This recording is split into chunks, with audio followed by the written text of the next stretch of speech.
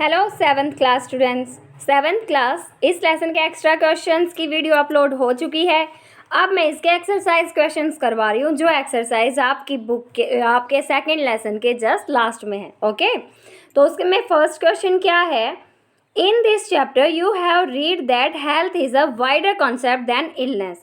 आपने पढ़ा कि बीमारी से बड़ा कॉन्सेप्ट हेल्थ का होता है। हेल्थ इज़ मस्ट, जरूरी होते हैं। Look at this quote from the constitution and explain the terms living standard and public health in your own words. An important part of the constitution says it is the duty of the state to raise the level of nutrition and the standard of living and to improve public health.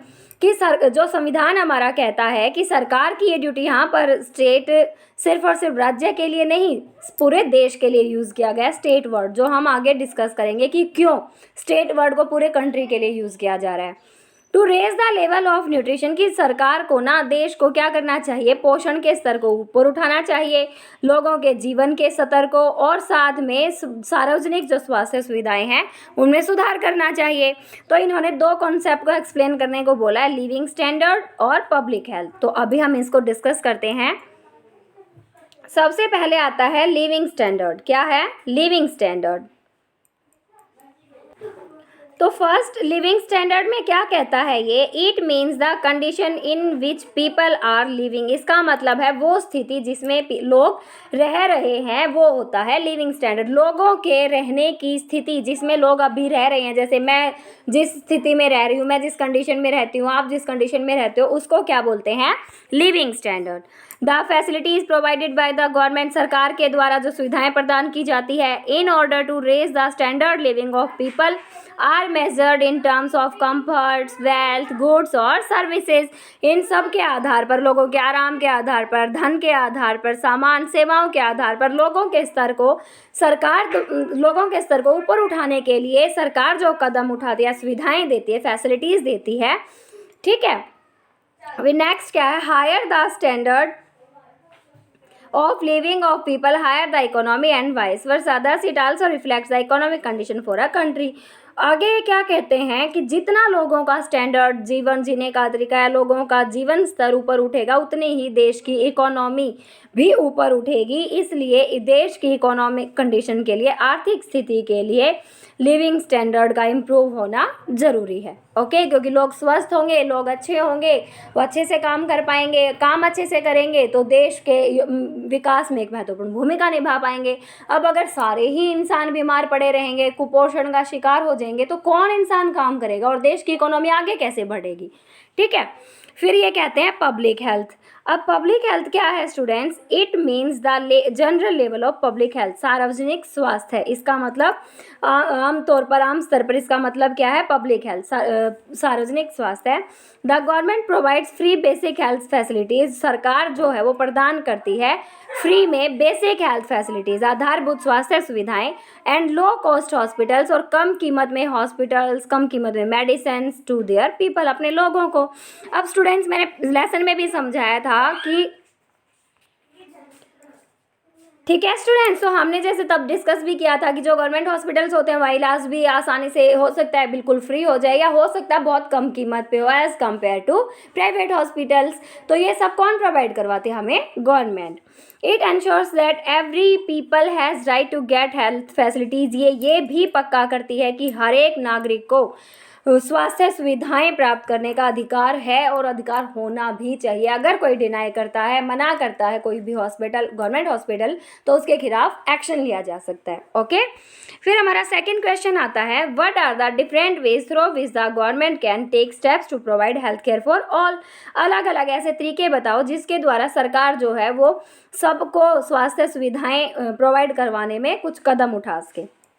First क्या है, establishing public health care at zonal level, जो मतलब जो स्वास्थ्य जो सुविधाएं हैं उनको ज़्यादा से ज़्यादा विकसित किया जाए।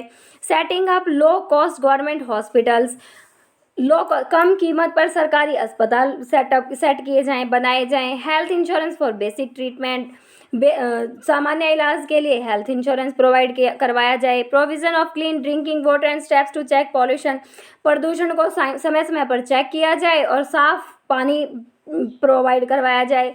Generic medicine at low prices should be provided, जो जेनेरिक मेडिसिन जो होती हैं उनको कम कीमत पर दिया जाए।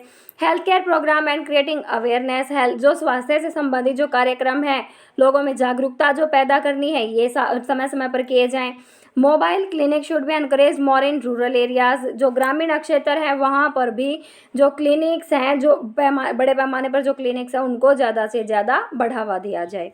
ओके स्टूडेंट्स, अपना थर्ड क्वेश्चन क्या आता है, what differences do you find between private and public health services in your area.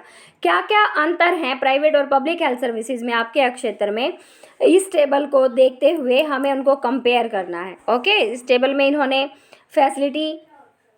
Facility दी है, कॉस्ट ऑफ सर्विसेज मतलब जो इलाज हुआ उसकी कीमत, और अवेलेबिलिटी ऑफ सर्विस और जो सेवा की गई उसकी उपलब्धता, और यहाँ इन्होंने दिया प्राइवेट और पब्लिक। तो इसका आंसर क्या है, प्राइवेट में हाई कॉस्ट मतलब ज़्यादा कीमत लगती है, और अवेलेबिलिटी मतलब उपलब्धता क्या है, किस तरह से काम होता है, good and easily available service, अच्छे से और आसानी से उपलब्ध होने वाली सेवाएं। पब्लिक में भाई लो कॉस्ट तो है, कम कीमत तो है, लेकिन बहुत लंबा समय लेती है कोई भी फैसिलिटी प्रोवाइड करने में, लोगों का इलाज करने में। फोर्थ क्वेश्चन क्या आता है, improvement in water and sanitation can control many diseases. पानी में जो पानी की गुणवत्ता में सुधार करके हम बहुत सारी बीमारियों को कंट्रोल कर सकते हैं। एग्जाम्पल की हेल्प से इसको एक्सप्लेन करना है। तो क्या कहता है फर्स्ट में, it is true that improvement in water and sanitation can control many disease. ये सच है कि पानी में सुधार करके हम बहुत सारी बीमारियों से बच सकते हैं। तो पानी और सैनिटेशन में मतलब पानी और सैनिटेशन का मतलब क्या होता है, स्वच्छता। जल और स्वच्छता में सुधार करके हम बहुत सारी बीमारियों को कंट्रोल कर सकते हैं। इसका मतलब क्या होता है, contaminated water is the main reason for many diseases like cholera, jaundice etcetera. Contaminated होता है प्रदूषित पानी, मुख्य कारण होता है कई सारी बीमारियों का, जैसे कॉलरा, जॉन्डिस, इन बीमारियों का। फिर ये क्या कहते हैं, by provision of clean drinking water protection from water related diseases can be assured. साफ पीने का पानी प्रोवाइड करवा के पानी से होने वाली बीमारियों से बचा जा सकता है। Poor sanitation is responsible for many communicable diseases. कम स्वच्छता होने के कारण, सफाई कम होने का भी कारण जिम्मेदार है बहुत सारी कम्युनिकेबल डिजीजेज के लिए। Lack of proper sanitation also give rise to the birth of mosquitoes. भाई कम सफाई के कारण क्या होता है, बहुत सारे कीड़े मकोड़े उत्पन्न होते हैं, जिससे लोगों के स्वास्थ्य पर प्रभाव पड़ता है। Proper sanitation will leads to hygiene condition which will surely control many disease. Proper sanitation मतलब पर्याप्त स्वच्छता जो है वो लोगों की स्थिति में सुधार लाएगी, और विश्वसनीय रूप से बहुत सारी बीमारियों को इससे नियंत्रित किया जा सकता है। Okay students, these are your exercise question answer of lesson second of civics. Extra questions मैं पहले ही आपको करवा चुकी हूँ, तो ये सारे क्वेश्चन आंसर्स आपको अपनी नोटबुक में राइट करके व्हाट्सएप ग्रुप में सेंड कर देना है। ठीक है स्टूडेंट्स, तो मिलते हैं नेक्स्ट वीडियो लेक्चर में हमारे थर्ड लेसन के साथ। तब तक इस लेसन के क्वेश्चन आंसर्स लर्न करो और होमवर्क सेंड करो। Okay, bye.